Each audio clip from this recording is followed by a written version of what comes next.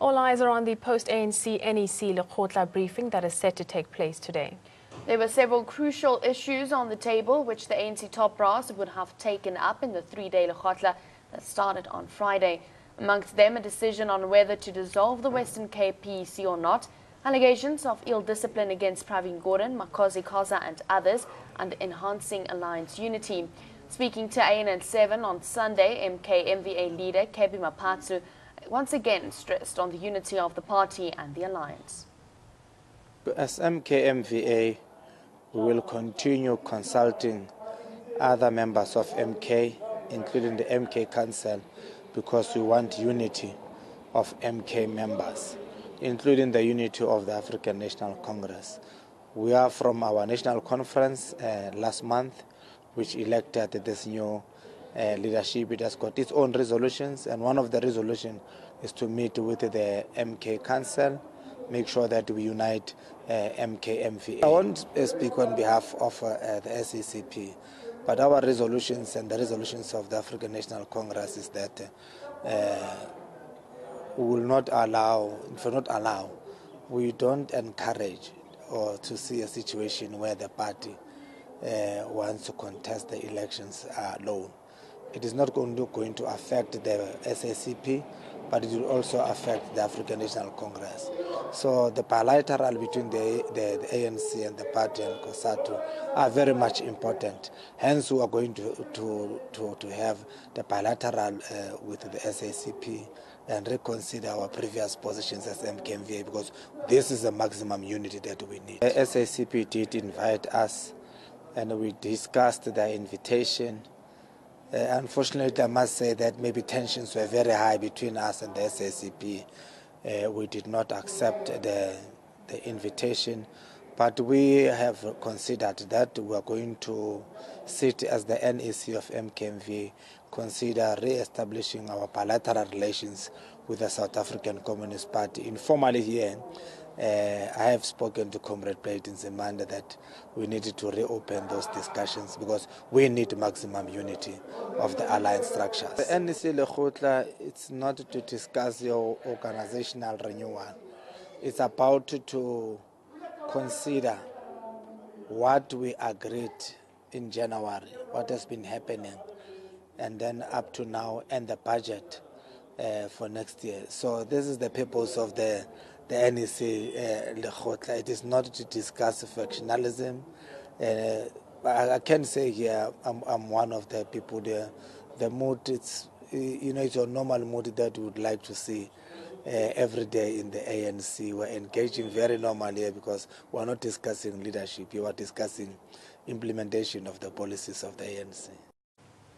Well, President Zuma has challenged those in the ANC lobbying against him to come out of the shadows. Speaking at the ANC NEC Lekgotla, the president said the ANC is being destroyed by its own members gunning for him and not the opposition. The remarks gained significance in light of an impending vote of no confidence scheduled for the 8th of August. There are reports of several ANC members lobbying for votes in favor of the motion brought by the opposition. It is the opposition that is telling the ruling party what to do and what to think. Now, this is unheard of. I followed world politics for many years and as a career diplomat as well. It has never happened anywhere in the world where the opposition party tells the ruling party how to think, how to operate, and how to conduct itself. In South Africa today, we have the opposition, and not even the main opposition, which is the DA. It's not even the DA. It is the minority and the minor opposition parties who are saying to the ruling party, this is what you must do. And some members, some MPs of the ruling party are considering that. Some ANC MPs have openly and actively hinted that they will vote against the president. They include former Finance Minister Pravin Gordhan, who was axed in March this year. He has publicly called on President Jacob Zuma to quit. Then there is Makosi Khoza, who has consistently criticized President Zuma over the last few weeks. Former Ekurhuleni Mayor Mondli Gungubele has declared he has no confidence in Zuma and his vote shall reflect that. I was surprised that President Zuma would not take on his detractors because we were informed last week when he spoke at Mpangeni and gave a lecture, and he actually said he was waiting for December to grant him the opportunity to speak out against his detractors.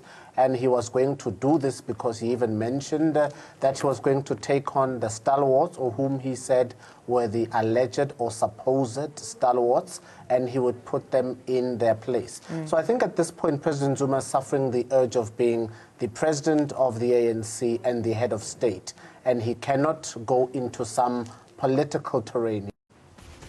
President Jacob Zuma took off from where he had left off during the Nelson Mandela Memorial Lecture in Epangeni earlier this month.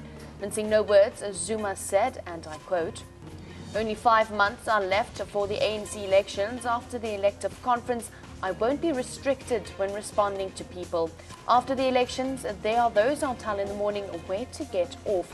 For now, I must nurse everything." It is correct for the president to set the line, to set the tone very briefly, and very clearly to say that all kinds of dissent from an NEC position should not be tolerated, and it should be out of order. I think it's very important, even for ANC MPs that have suddenly found their consciences, that those consciences must be guarded, because it's consciences which have not gone through a due diligence process. You must remember, when we voted in this country, we didn't vote for the consciences of the people that are in parliament. We didn't even know these people that are in parliament. They are there in parliament as a result of being put there by parties.